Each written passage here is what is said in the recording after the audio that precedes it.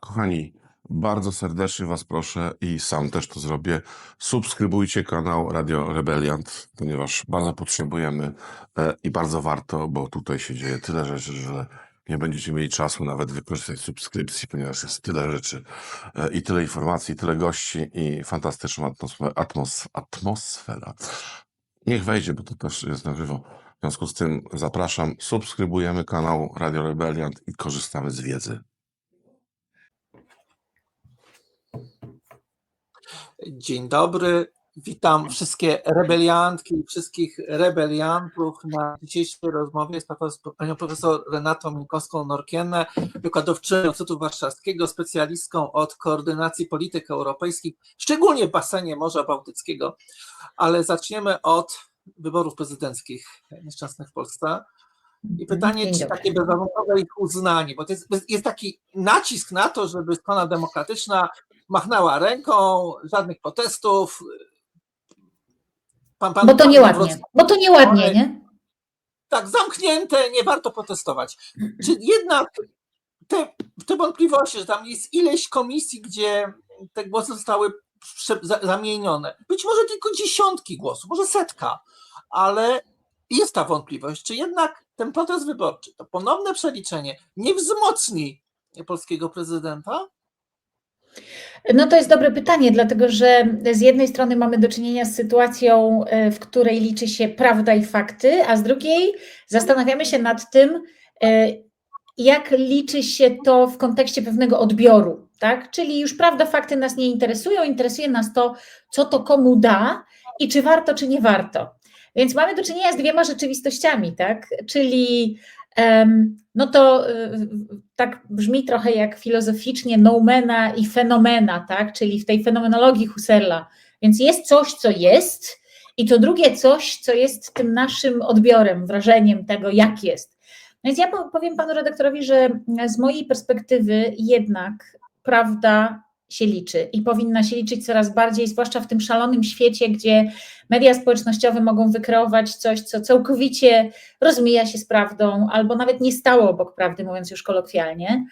Więc absolutnie w mojej ocenie przede wszystkim ten przekaz, który dotyczy wyborów i tego, co się dzieje po wyborach, czyli tych rozmaitych problemów z przeliczaniem głosów, z dopisywaniem głosów, czy przypisywaniem głosów, na przykład nie temu kandydatowi, co trzeba.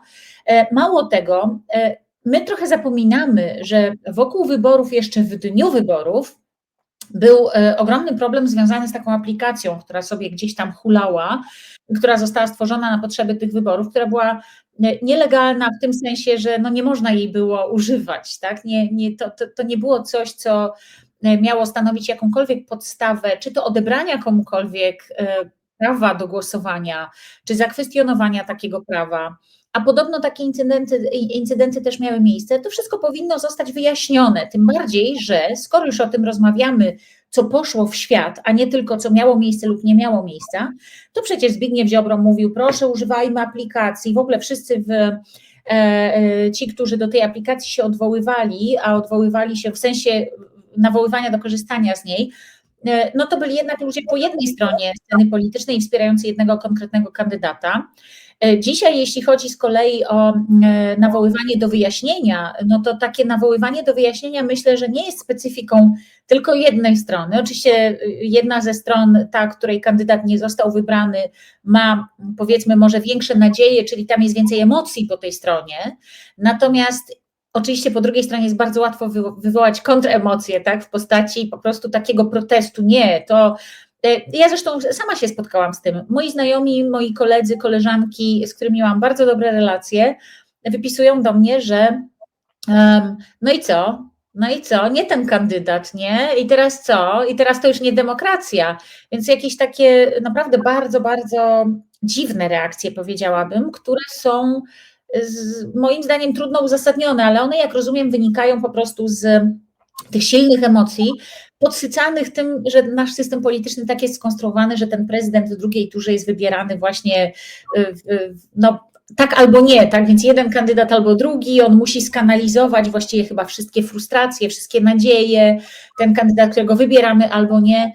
No i to rzeczywiście, to jest też silnie spersonalizowane, to wywołuje emocje. Natomiast jeśli mnie pan pyta tak zupełnie szczerze, jakby co z tym zrobić i na jednym poziomie i na drugim poziomie, to należy bezwzględnie wszystko sprawdzić. To znaczy, no ja wiem, że to symboliczne spotkanie, to już nie pamiętam, chyba w pałacu się odbędzie, żeby rzeczywiście powołać tego nowego prezydenta. To jest to spotkanie, które tam już kiedyś tradycyjnie od Lecha Wałęsy od lat 90. jest organizowane dla tych głównych osób w państwie, gdzie oficjalnie Karol Nawrocki zostanie przedstawiony jako prezydent elekt, ale do momentu, kiedy będzie rozstrzygnięcie Sądu Najwyższego, czyli do 16 czerwca teraz jest możliwość składania rozmaitych protestów, no i potem pojawia się kwestia tego, która izba powinna to rozstrzygać. W mojej ocenie absolutnie bezwzględnie nie Izba Kontroli Nadzwyczajnej, to w ogóle bezdyskusyjnie nie, dlatego że nie jest to sąd, więc tutaj jakby wątpliwości nie ma. W Sądzie Najwyższym mamy też inne izby i w związku z tym te izby, które nigdy nie były kwestionowane w sensie prawnym, więc tak powinno to dojść do Sądu Najwyższego, Sąd Najwyższy powinien to wszystko rozpatrzeć. Skrupulatnie oczywiście wcześniej Państwowa Komisja Wyborcza powinna to wszystko poprzyjmować, powinna to oczywiście nadać temu bieg, ale nade wszystko obywatele składają to, znaczy nadać temu bieg, no to nie jest jeden z etapów, tak, tylko to jest po prostu możliwość składania do Państwowej Komisji Wyborczej, jeśli tego dotyczy dana kwestia, no bo tam są, jak wiemy, kwestie dotyczące kodeksu wyborczego, kwestie dotyczące prawa o partiach, no to są zupełnie inne bajki, ale jeśli chodzi o same protesty wyborcze, to tutaj Polacy oczywiście mogą do Sądu Najwyższego składać i w związku z tym tutaj ta izba, która nie jest kwestionowana jako sąd, czyli w tym przypadku to by była ta Izba Pracy, tam powinno to zostać rozpatrzone i jeśli zostanie rozpatrzone, no to należy po prostu uszanować taką decyzję, tak, to jest już niewątpliwe. Natomiast każda inna forma podjęcia takiej decyzji na poziomie Sądu Najwyższego, czyli na przykład przez Izbę Kontroli Nadzwyczajnej, byłaby absolutnie wątpliwa, no bo to nie jest izba, to nie jest sąd w rozumieniu prawa europejskiego, prawa międzynarodowego, ale też szczerze mówiąc w rozumieniu polskiej konstytucji, więc tutaj ja bym wątpliwości nie miała. Natomiast nie sądzę, żeby politycy, którzy w tej chwili studzą emocje, bo oczywiście pewnie mowa o Kosiniaku-Kamyszu, który już popełnił wpis tego dotyczący, ale jest też jest duża część komentariatu, nazwijmy, bardziej ogólnie tych wszystkich ludzi, którzy twierdzą, że nie ma absolutnie sensu podnoszenie tych kwestii. Proszę pamiętać, że niepodnoszenie tych kwestii i po prostu mówienie, nic się nie stało, trzeba uszanować ten wybór, to jest też takie pokazywanie, że te rzeczy się nie liczą. Więc w zasadzie po co ta procedura? Więc w zasadzie, bo tak naprawdę liczy się tylko to, co potem w mediach społecznościowych się pojawi. Dajemy w ten sposób paliwo tym wszystkim, którzy tylko i wyłącznie na mediach społecznościowych opierają prawdę, uczciwość, kampanie wyborcze i tak dalej.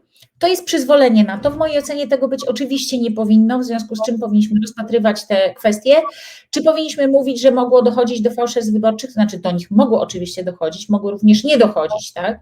Nie można stwierdzać z całą stanowczością, tak, że na pewno do nich dochodziło, skoro już są takie komisje, które się przyznawały, bo mogło dochodzić po prostu do pomyłek, tak? My jesteśmy wszyscy tylko ludźmi, ludzie, którzy siedzą w komisjach wyborczych też. Natomiast ukręcanie sprawie łba nie jest dobrym pomysłem, to mówiąc delikatnie. W mojej ocenie absolutnie to, że ludzie na ten temat dyskutują, to jest zupełnie normalne w demokracji.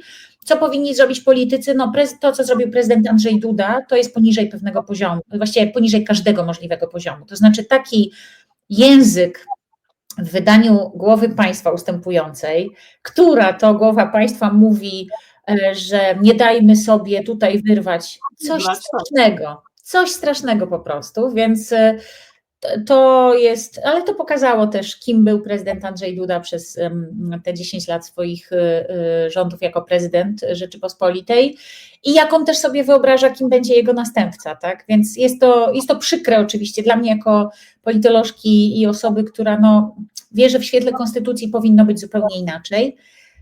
No ale prezydent niejednokrotnie konstytucję łamał, w związku z czym jest to tylko jeden z kolejnych razów, tak, kiedy razy idą w stronę polskiej konstytucji. Więc w mojej ocenie nie powinno się absolutnie mówić, nie, nic, to jest w ogóle nieważne, tak, dajmy sobie spokój, bo to tylko podsyci tę drugą stronę. Szczerze, to takie właśnie mówienie, nie, tylko nie prowokujmy, oj nie, tylko nie dajmy, to jest oddawanie po prostu walkowerem też pewnego pola, które jest polem demokratycznej dyskusji, tak? Ona powinna być cywilizowana, ona powinna być po obu stronach naprawdę bardzo uczciwa, rzetelna, oparta na faktach, naprawdę. My wiemy doskonale, że tak nie jest, ale skoro tak nie jest, to teraz mówienie, że w imię spokoju, czy świętego spokoju, to sobie darujmy. Ja jestem najstarszym dzieckiem w rodzinie i w imię świętego spokoju spędziłam całe dzieciństwo, robiąc dokładnie odwrotnie niż miałam wrażenie, że powinnam, tak? Przez co przez dziesiątki lat naprawdę nie chciałam mieć dzieci, bo po prostu wyobrażałam sobie, że to jest naprawdę coś strasznego, no bo jesteś mądrzejsza dla świętego spokoju, odpuść, jeszcze dziewczynka w Polsce tak wychowywana. Przepraszam za tę osobistą wycieczkę, ale takie odpuszczanie nie ma absolutnie sensu. Rozumiem. Bardzo ciekawy wątek, ale przejdźmy też do tego drugiego wątku, do drugiego elementu. Kończy się polska prezydencja. Jak pani, która specjalizuje się w kwestiach integracji europejskiej, patrzy na polską prezydencję zarówno w tym wymiarze zewnętrznym, czyli co rządowi Tuskowi się udało, jak i w wymiarze wewnętrznym, czyli jak się z nami, obywatelami komunikował, bo mam wrażenie, że komunikował się z zagranicą dość dobrze, a w kraju, powiem tak delikatnie, nie byliśmy do końca informowani. No, panie redaktorze, to jest ogromny problem, z jakim mieliśmy do czynienia przez te pół roku niespełna, a tym problemem była kampania wyborcza. To znaczy cała polska prezydencja upłynęła pod znakiem pozostawania właściwie w cieniu kampanii wyborczej, to po pierwsze, po drugie bycia jednak zakładniczką kampanii wyborczej, to znaczy było wiadomo, że Donald Tusk nie będzie takim bardzo aktywnym, informującym o tym, co Polska robi na poziomie europejskim, ponieważ on miał świadomość, że te kwestie, które są związane z integracją europejską, będą natychmiast wykorzystywane jako godzenie w suwerenność Polski i tak dalej, przez drugą stronę, czyli stronę, wiadomo, z której nie pochodził jeden z kandydatów, czyli Rafał Trzaskowski. Zresztą na początku można się było spodziewać, że to będzie dotyczyło także koalicjantów. To nie jest tak, że tam wszyscy też są absolutnie zgodni w każdej kwestii dotyczącej pomysłów na poziomie europejskim. Mieliśmy prezydencję, której wszystkie priorytety dotyczyły w jakimś stopniu bezpieczeństwa. Czy to bezpieczeństwa militarnego, czy to bezpieczeństwa żywnościowego, czy to bezpieczeństwa zdrowotnego, czy to cyberbezpieczeństwa. To bezpieczeństwo było w tych różnych wariantach odmieniane przez wszystkie przypadki i pewnie zapamiętamy to jako takie ogólne przesłanie. Ale proszę zauważyć, że to prawie nie wybrzmiało w kontekście wyborów prezydenckich i tego, co miałoby się tutaj zadziać, więc wcale to aż tak groźne nie było. Tak? Pojawiło się parę kwestii w rozumieniu bezpieczeństwa żywnościowego, to zboże z Ukrainy, tak, i próba zarządzania jakoś tym importem. Były kwestie oczywiście wspierania militarnego Ukrainy i ewentualnego później wysłania na przykład żołnierzy, to też był jakiś tam temat, ale ten temat też pojawił się gdzieś tam, zakończyło się to wraz z podpisaniem albo niepodpisaniem u Mencena tych osławionych 8 punktów, gdzie tam to było jako jeden z punktów. W ogóle kwestie ukraińskie były dosyć źle rozpatrywane w ramach tej kampanii, tak, i dyskutowano o nich w sposób, źle to kategoria etyczna, ale w sposób nierzetelny i też w wielu przypadkach nieuczciwy, po różnych stronach zresztą.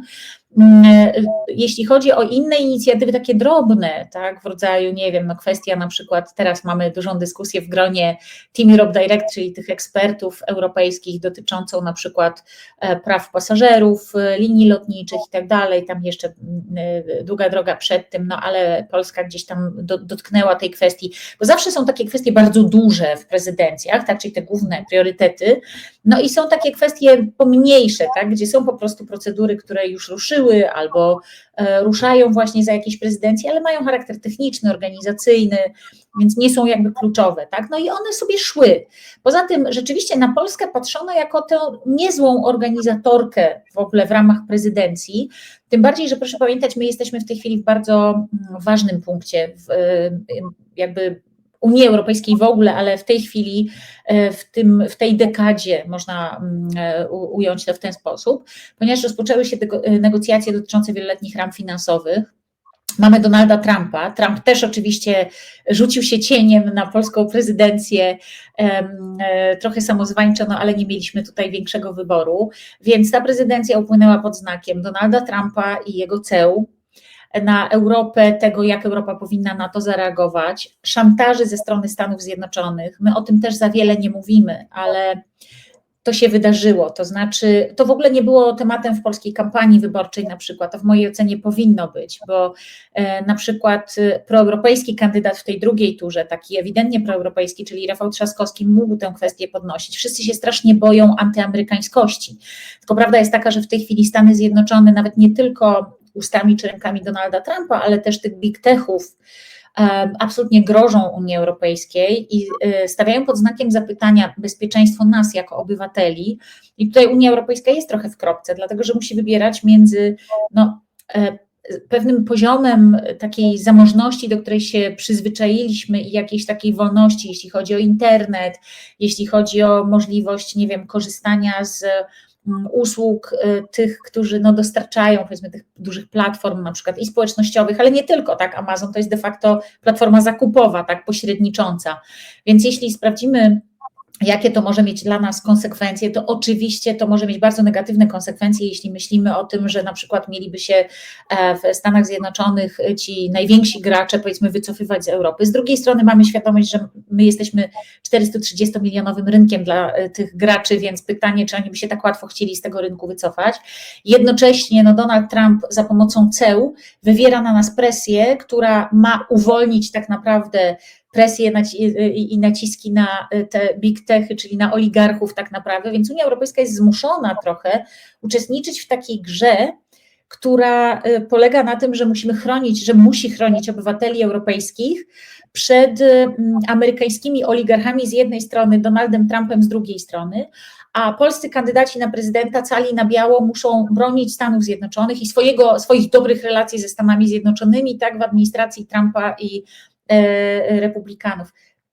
To naprawdę dobrze nie wygląda. Polacy w tym sensie mają wypaczony obraz rzeczywistości, ale też najwyraźniej mamy takie oczekiwania, tak, żeby po prostu kochać Stany Zjednoczone miłością bezwarunkową i po prostu liczyć na to, że w przypływie akurat jakiejś, nie wiem, słabości i jakiejś chwili zapomnienia, że jest taki Putin, którego Trump bardzo lubi i nie zawaha się tego pokazać przy najbliższej możliwej okazji, że jednak też może on kiedyś gdzieś zechce przynajmniej nie rozwalić NATO albo przyczynić się do tego, że żołnierze amerykańscy na przykład stacjonujący w Europie jednak gdzieś tam na taką czy inną akcję broniącą na przykład któregoś z państw NATO pojadą.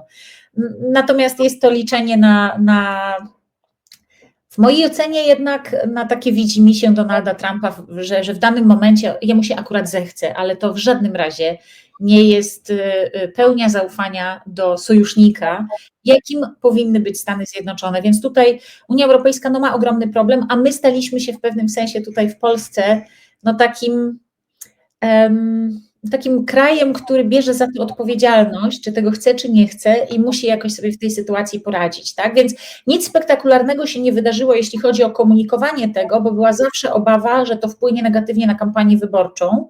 Oczywiście przede wszystkim po stronie tych proeuropejskich środowisk, tak? Bo wiadomo, że natychmiast było to wykorzystywane przez Mencena, przez Nawrockiego, oczywiście też już powiem z nazwiska, dlatego że ja obserwowałam tę kampanię i taka antyeuropejskość była uderzająca po tej stronie, natomiast po tej drugiej stronie też nie było należytej odpowiedzi, ale też właśnie była zawsze obawa, że to może sprowokować, że to może zostać negatywnie wykorzystane w mediach społecznościowych, że nie było pomysłu na pewno na to, w jaki sposób w ogóle polska prezydencja powinna istnieć tutaj na poziomie komunikacyjnym w Polsce. Chyba przyjęto po prostu taką ogólną zasadę, o prezydencji mówimy jak najmniej, jeśli już to tylko wtedy, kiedy się coś naprawdę spektakularnie uda i jest niepodważalne. Tak?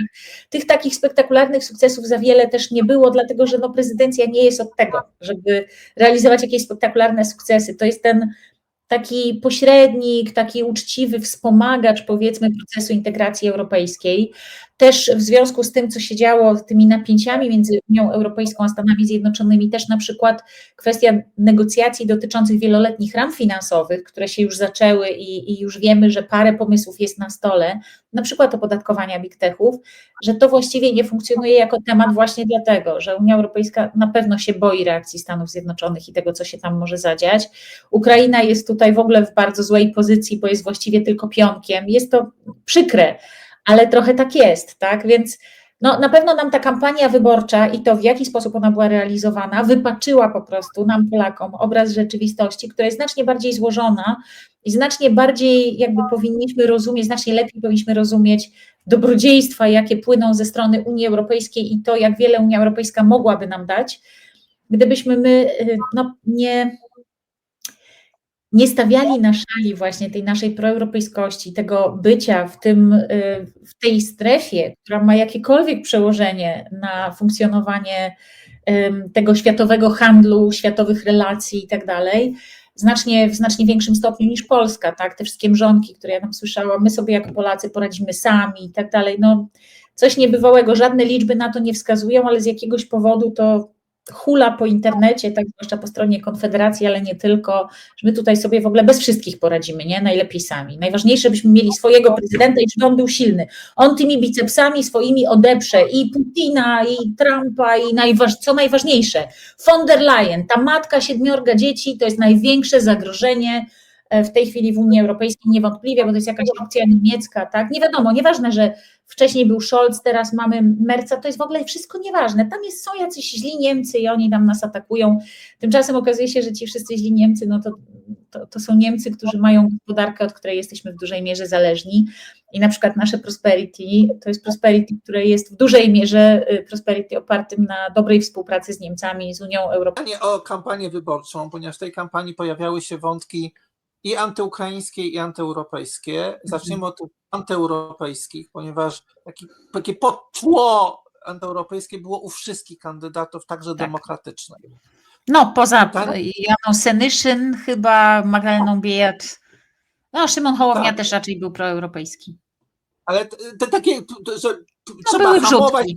Tak, to prawda. I teraz jest pytanie, co trzeba zrobić, aby odbudować, zniwelować te szkody, które ta kampania wyrządziła i ile lat nam to zajmie i czy przypadkiem w roku 2027 ta kampania parlamentarna, o ile nie będzie przyspieszonych wyborów, nie będzie kampanią głównie antyeuropejską, w tle także antyukraińską, ale głównie antyeuropejską i czym to się może skończyć dla nas? Znaczy ta kampania prezydencka niewątpliwie wyrządziła ogromne szkody pod tym względem, to znaczy myślę, że ta antyeuropejskość była w różnych kontekstach i niestety była szkodliwa i dla samej narracji przed wyborami, czyli tej kampanijnej, ale ona też ma swoje bardzo daleko idące konsekwencje o różnym charakterze, nie tylko narracyjnym, bo narracyjnie oczywiście wyrządziła ogromne szkody w tym sensie, że w ogóle w Unię Europejską można było uderzać z każdej strony, właściwie nie wiadomo dlaczego. To po pierwsze, to znaczy nie było bardzo konkretnych argumentów, więc cały ten dyskurs był oparty o wymysły. Przede wszystkim kwestia deregulacji. Deregulacja może wymysłem nie jest w tym sensie, że jest oczywiście, funkcjonuje jako koncept, ona funkcjonuje też jako koncept na poziomie europejskim, ale deregulacja to nie jest po prostu teraz zabieranie wszystkiego, co Unii Europejskiej udało się zbudować albo rozwalanie tego, a tak to widzi wielu i komentatorów i wielu polityków, tylko jest to po prostu upraszczanie, czyli sprawdzanie, gdzie pewne regulacje przynoszą także efekt, który nie był pożądany, krótko mówiąc. To jest zupełnie normalne w każdej sensownej i efektywnie rozliczanej, powiedzmy, rzeczywistości, czyli i w firmach tak się dzieje, tak? I tak się powinno dziać także na poziomie Unii Europejskiej. I tak się dokładnie dzieje.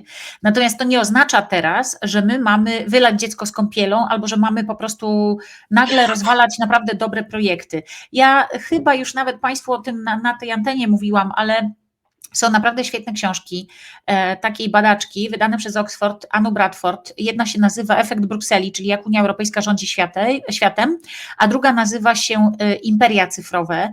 I to są książki, które pokazują, jak Unia Europejska naprawdę, jaką ma siłę, ale też jaki ma dalszy potencjał na to, żeby jednak cywilizować działania tych wielkich amerykańskich korporacji, oligarchów, bo my często też jako obywatele zapominamy po prostu, gdzie te nasze sympatie, antypatie powinny być, bo nie mamy pełni informacji. I tutaj rzeczywiście polityka komunikacyjna kuleje, a kampanie temu niestety nie służą, żeby wyjaśniać, tylko żeby jeszcze podsycać emocje i stosować jeszcze bardziej uproszczony przekaz. Ale Unia Europejska robi niesamowite rzeczy, żeby przede wszystkim chronić nas, obywateli. W przeciwnym razie amerykańskie korporacje, już w tej chwili widać, że na przykład chińskie wielkie korporacje, które działają na AI-u, że korzystają na przykład nielegalnie zupełnie z książek, z całego przeogromnego repozytorium na przykład twórców, przede wszystkim autorów książek, ale nie tylko. I oni sobie to wrzucają do tego swojego AI-a. Jest mnóstwo mitów wokół tego, jak sztuczna inteligencja działa i co w związku z tym można na poziomie europejskim i na poziomie światowym, a czego nie. Ale no, to powiedzmy jest kwestia merytoryczna. Natomiast mamy drugą konsekwencję szalenie negatywną, że ta kwestia też narracyjna, powiedzmy, ona jest też istotna ze względu na tę antyukraińskość. To znaczy cała Unia Europejska generalnie, nawet jeżeli są tam jakieś wyłomy i tak dalej, ona ma bardzo jasne stanowisko. Wspieramy Ukrainę i będziemy ją wspierać na tyle, na ile będziemy mogli. Zbroimy się jako całość, żeby mieć lepszą szansę odstraszania przede wszystkim, bo to o odstraszanie głównie chodzi, ale w razie gdyby była taka sytuacja, że nawet nie moglibyśmy liczyć na Stany Zjednoczone, to będziemy w stanie się obronić, tak? I jakby to wszystko to jest poziom europejski i to jest ta narracja, której my powinniśmy być świadomi, tak? Że Unia Europejska stoi murem za Ukrainą i będziemy za tą Ukrainą murem stać i tutaj wyłomów nie będzie, nawet jeżeli Donald Trump w tej chwili idzie w zupełnie przeciwnym kierunku. Teraz, jeśli chodzi o kwestię polskiej kampanii, no to tutaj tyle razy podważano kwestię właśnie tego stawania murem za Ukrainą, kontrybuowania w tym, żeby potem ją odbudowywać. Ja wiem, że to jest w dużej mierze mrzonka, że my tutaj będziemy jakimś szalenie istotnym graczem, bo nie będziemy.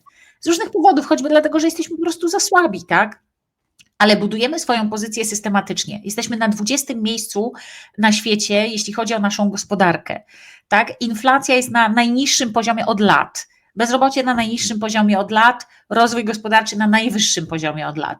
To jest wszystko niepodważalne, tak? Niezależnie od tego, co się gdzieś tam po drodze działo. Więc ja myślę, że pod tym względem myśmy bardzo dużo osiągnęli i teraz kwestionowanie tego wszystkiego tylko po to, żeby dowalić Unii Europejskiej jest po prostu nieporozumieniem. Ale jest drugi, poważniejszy skutek i to jest skutek polityczny, taki stricte polityczny. To znaczy cała ta antyeuropejska narracja bardzo wzmocniła Konfederację w Polsce, ale przeraźliwie. I teraz Sławomir Mencen w ostatnim sondażu z dzisiejszego ranka jest trzecią siłą polityczną w Polsce i to jest już jakby oficjalne, z poparciem ponad 20%, czyli te głosy na Brauna oddane gdzieś tam w wyborach prezydenckich, wybory oddane na Mencena, one zasiliły sumarycznie Konfederację, a także tych, którzy na Nawrockiego głosowali, ale powiedzmy, że pomyśleli teraz o tym, że może niekoniecznie to był najlepszy możliwy wybór, musieli, bo musieli, ale jednak popierają gdzieś tam w skrytości ducha Konfederację. I w tej chwili Platforma jest na pierwszym miejscu, wciąż Koalicja Obywatelska, na drugim miejscu jest PiS, ale na trzecim miejscu jest Konfederacja.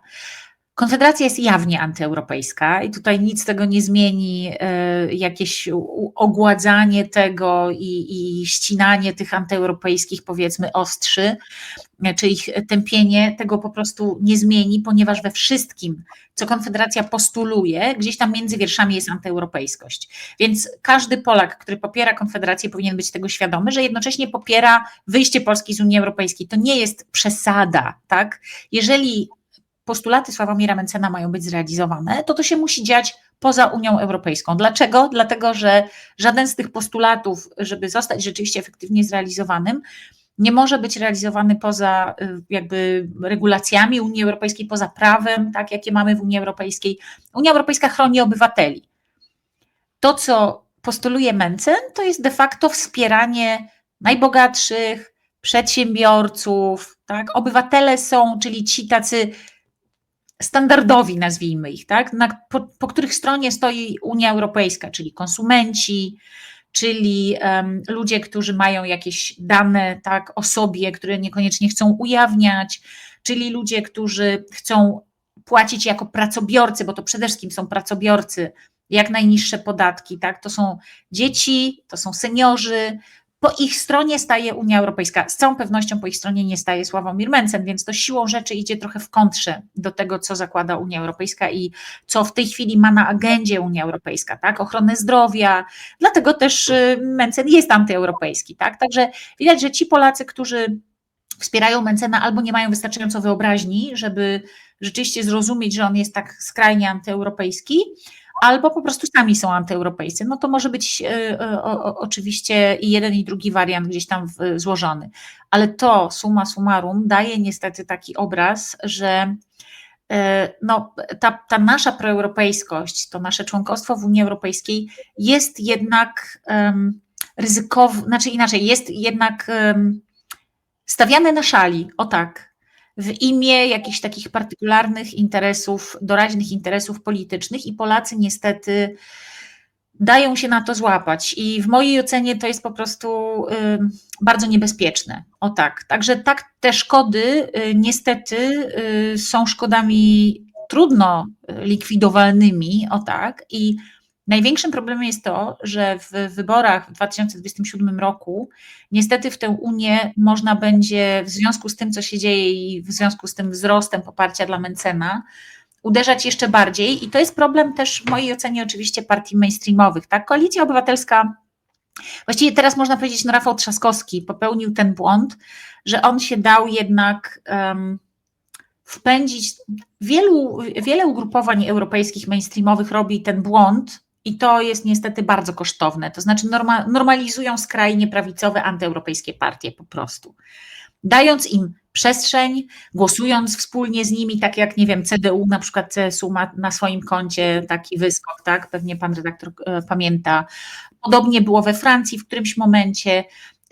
To się jednak zmieniło i myślę, że jest cień szansy też, że w Polsce, gdyby pójść trochę inną drogą, no to też byłaby szansa na zmianę, tylko żeby pójść inną drogą, no to ten rząd musiałby w tej chwili w tempie błyskawicznym i ekspresowym zrealizować całą agendę, która jest proeuropejska, progresywna, która wiąże się właśnie z ochroną ogromnej liczby obywateli, którzy nie podpadają pod mencenowską kategorię tego chronionego przez Konfederację, tak, bogatego przedsiębiorcy, no to ci wszyscy pozostali, oni muszą dostać naprawdę bardzo konkretny taki zastrzyk energii ze strony właśnie tych proeuropejskich, takich progresywnych środowisk, no i przede wszystkim bardzo konkretną realizację obietnic, które gdzieś tam były im składane, tym środowiskom i tym Polakom po prostu. Natomiast panie redaktorze, jest jedna bardzo ważna kwestia, którą ja chciałabym podkreślić.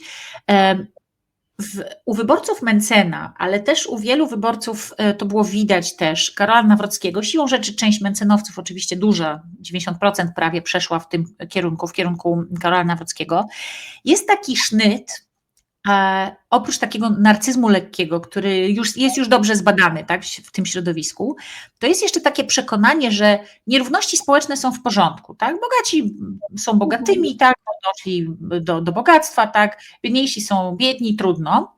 Natomiast albo są nierówności, nie wiem, jest taka tęsknota za jakimś monarchą, za jakąś twardą ręką, tak, która to twarda ręka będzie pilnowała porządku, tutaj będzie bardzo trzymała to wszystko w porządku, bo ta demokracja to tak zawodzi i tak dalej. Tylko że jest takie domniemanie, że my to będziemy zawsze po stronie tych uprzywilejowanych. A to tak nie działa. Bo nawet w komunizmie, który zakładał równość, uprzywilejowanych było 5%, a 95% uprzywilejowanymi nie było. Jak popatrzymy sobie na Rosję, na Turcję, na Węgry i tak dalej, to uprzywilejowani są po prostu ci, którzy spełniają wolę i uczestniczą w jakichś tam, nie wiem, dużych zamówieniach publicznych i tak dalej. Czy to Putina, no nie chcę ich stawiać na równi, bo oczywiście bardzo różni się sytuacja w Rosji, tak, i sytuacja na Węgrzech, czy sytuacja w Turcji, to są zupełnie różne sytuacje, ale jednak to, co charakteryzuje, to, że bez woli Orbana nie da się wygrać wielkiego zamówienia publicznego, że w przypadku Rosji na przykład tam może ktoś zostać wywłaszczony ze swojej własności tak, bo akurat Putin tego potrzebuje dla jakiegoś oligarchy X czy Y, po to, żeby bardziej efektywnie rządzić albo żeby jakiś tam projekt zrealizować, tak. W Turcji mamy sytuację, w której też dzieje się bardzo dużo takich, delikatnie rzecz ujmując, wątpliwych na przykład wywłaszczeń, czy wątpliwych, nie wiem, aresztowań i tak dalej. No ale jakby już abstrahując od tego, to będzie bardzo trudno wykonalne, żeby zniwelować te straty, które zostały poczynione już w tej kampanii, a pan redaktor bardzo słusznie w mojej ocenie zauważył, że jeśli nie będzie refleksji po stronie demokratycznej i proeuropejskiej i jeśli będzie raczej ten rajd w kierunku prawym, który się nie opłacił, jak wiemy, Rafałowi Trzaskowskiemu, bo to już widać ze wszystkich wyników badań, to niestety, ale możemy mieć przeogromne problemy, tak? To znaczy naprawdę może się okazać, że ta Unia Europejska stanie się chłopcem do bicia, co jest czymś niebywałym, ponieważ to właśnie Unia Europejska daje nam w tej chwili największą stabilność, największe bezpieczeństwo. Już naprawdę nie można mówić o tym, że to Stany Zjednoczone, tak? To mało kto, naprawdę kto trzeźwo patrzy na rzeczywistość, jest w stanie to stwierdzić. Także jeśli tak się zadzieje, to znaczy, że będziemy sami naprawdę uderzali w tego największego w sumie gwaranta naszego bezpieczeństwa i naszej jakiejś takiej stabilności, no i przede wszystkim oczywiście też dobrobytu, bo Unia Europejska to jest jednak dobrobyt, tak? Ja myślę, że to było słabo komunikowane strasznie teraz w kontekście KPO i tak dalej. To wszystko były jakieś ogólniki, tak? Uruchomiliśmy środki z KPO, czyli co? To nie jest tak, że KPO to jest coś, co każdy człowiek nagle poczuje, ojej, jak wspaniale, nie? No i co? No to trzeba było przede wszystkim tłumaczyć jako konkretne rzeczy już zrobione i konkretne przełożenie na życie obywateli. No to w ogóle nie było w ten sposób robione, ale to jest zupełnie inna bajka. Tak. I jako ostatnie pytanie, 2 zdaniami. Jaka może być przyszłość Unii Europejskiej w sytuacji, kiedy mamy jeszcze Orbana i być może Orban będzie miał reelekcję, nie da się go obalić, a prezydentem Polski zostanie Nawrocki, który będzie wkładał kij w szprychy politykę europejską rządu, na przykład budowanie takiego wewnątrzeuropejskiego bloku skandynawsko-bałtyckiego, który de facto dzisiaj trzęsie Unią Europejską. Czym to się może skończyć i jaka jest przyszłość Unii Europejskiej w sytuacji, w której bardzo ważny gracz, czyli Polska, może dryfować, może być rozergana wewnętrznie?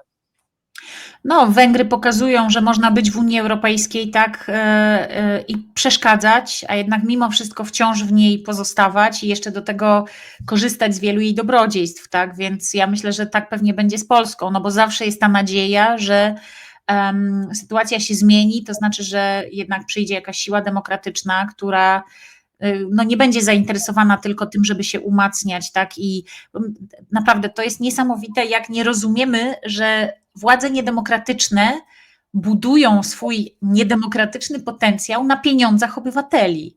To przecież te pieniądze się nie biorą znikąd. Orban ich nie drukuje i nie produkuje, tylko zabiera ludziom po prostu.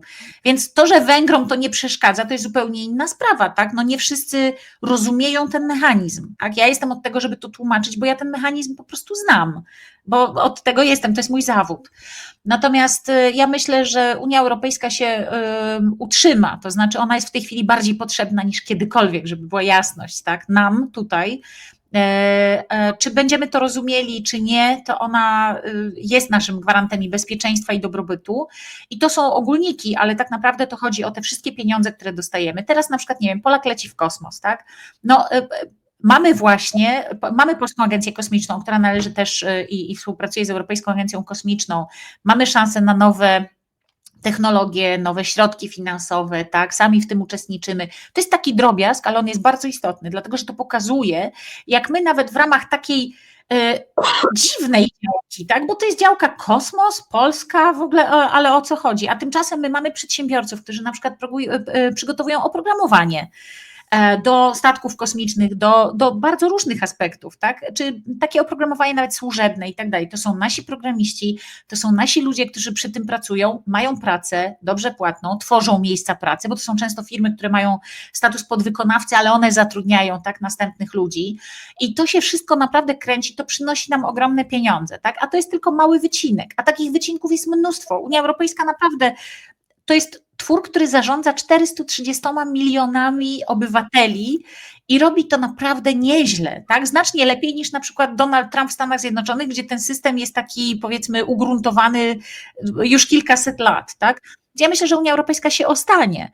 To, czy my będziemy korzystali z tej Unii Europejskiej tak, jak moglibyśmy, gdyby, no właśnie, gdyby nie było tych przeszkadzających, powiedzmy, polityków, to jest zupełnie inna sprawa, ale to będziemy mogli co najwyżej no, jakby sobie zawdzięczać, tak, to, że się to nie udaje. Natomiast ma pan rację, że ten sojusz państw bałtyckich z państwami skandynawskimi, on jest bardzo istotny w tej chwili w Unii Europejskiej, on będzie też silnie współpracował z Niemcami i z Francją, oczywiście w zależności od tego, co się tam będzie działo, ale już wiemy, że Niemcy stracone nie są, tylko że te Niemcy będą współpracowały. To jest sojusz, który może być bardzo silny w Unii Europejskiej. Bardzo dobrze współpracować z Komisją Europejską, z Parlamentem Europejskim. Tak, Parlament jest na pewno przekonany o wsparciu dla Ukrainy, o konieczności też wsparcia w ogóle obywateli, w rozumieniu obywateli, a nie oligarchów, którzy zarządzają ogromnymi pieniędzmi. Więc ja myślę, że tutaj naprawdę ten sojusz będzie coraz mocniejszy i on też będzie coraz mocniejszy, dlatego że wydaje najwięcej środków na obronność. Poza tym daje nam szansę na to, że rzeczywiście kiedyś będziemy mogli Putina odeprzeć. Przypomnę tylko słowa Marka Rutego z przedwczoraj bodajże. My jesteśmy w tej chwili wszyscy wschodnią flanką NATO, wszyscy, czyli cała Unia Europejska to jest wschodnia flanka NATO. Nie można powiedzieć, że Portugalia nią nie jest, ponieważ jesteśmy absolutnie wszyscy dokładnie tak samo zagrożeni, w różny sposób oczywiście i być może w różnym stopniu, ale wszyscy tak samo zagrożeni potencjalnym atakiem ze strony Rosji i takie udawanie, że tego to na pewno nie będzie tylko dlatego, że nie wiem, Mencen to jest taki ważny w polskiej polityce, jest po prostu udawaniem, tak? No i albo wszyscy udajemy, albo jednak rozumiemy, co jest na szali, co wchodzi w grę, tak, jakie zagrożenia i co możemy zrobić, żeby tym zagrożeniom stawić czoła, czyli musimy słuchać, nie wiem, specjalistów, ludzi, którzy naprawdę się znają, tak, na obronności i tak dalej. Nie ma ludzi, którzy się znają na wszystkim, Mencen też się na wszystkim nie zna, czy tam, nie wiem, Nawrocki, czy tym bardziej Andrzej Duda, w związku z czym szczerze mówiąc, Unia Europejska sobie poradzi. Pytanie, jak my będziemy z tego korzystali. Orban w tej chwili, oczywiście Orbanowi się krzywda nie stanie, ale Węgrzy korzystają w coraz mniejszym stopniu, bo jest coraz mniej studentów, którzy uczestniczą w Erasmusie, jest coraz mniej Węgrów, którzy korzystają ze środków europejskich. Węgry w ogóle w tej chwili są w dużej mierze jednak pozbawiane bardzo wielu kwestii na własne życzenie wyłącznie, żeby była jasność. Tak? Słowacja jest też na dobrej drodze, żeby właśnie gdzieś tam w tym kierunku pójść, chociaż Słowacja trochę mniej. Więc jeżeli my chcemy dołączyć do tego ekskluzywnego klubu, na razie jeszcze nie dołączamy ze względu na to, że jeszcze mamy proeuropejski rząd, więc póki co te wszystkie inicjatywy po prostu idą. Zobaczymy, co będzie robił Karol Nawrocki i w którym kierunku to będzie szło, ale no póki co myślę, że ja jestem optymistką, natomiast zobaczymy, co będzie w kampanii i po wyborach w 2027 roku, bo do tego czasu raczej wojna się nie zakończy jakimś spektakularnym zwycięstwem Ukrainy, a każdy inny wariant, drodzy Państwo, to jest wciąż bardzo duże zagrożenie dla nas, więc my tak czy inaczej będziemy musieli gdzieś iść w kierunku wzmacniania tego bezpieczeństwa i obronności, co też kosztuje, tak? I nas samodzielnie kosztowały dużo więcej niż nas kosztuje w ramach Unii Europejskiej. No więc to jest pytanie też do nas, tak jak my jako obywatele wybierzemy i co będzie dla nas istotne, tak? Czy po prostu fajny filmik na TikToku, czy jednak mimo wszystko jakieś bardzo rzetelne spojrzenie na rzeczywistość, tak? I uświadomienie sobie tego, że zawsze, kiedy jesteśmy razem z innymi krajami, które są tym bardziej, które są silniejsze i mogą nas i chcą nas, tak?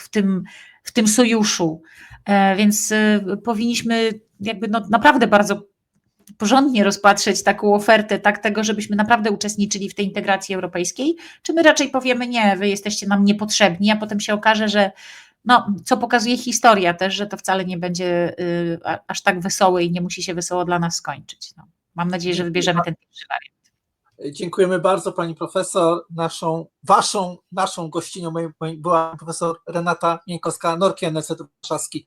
Dziękujemy bardzo. Zapraszamy na innych naszych audycji.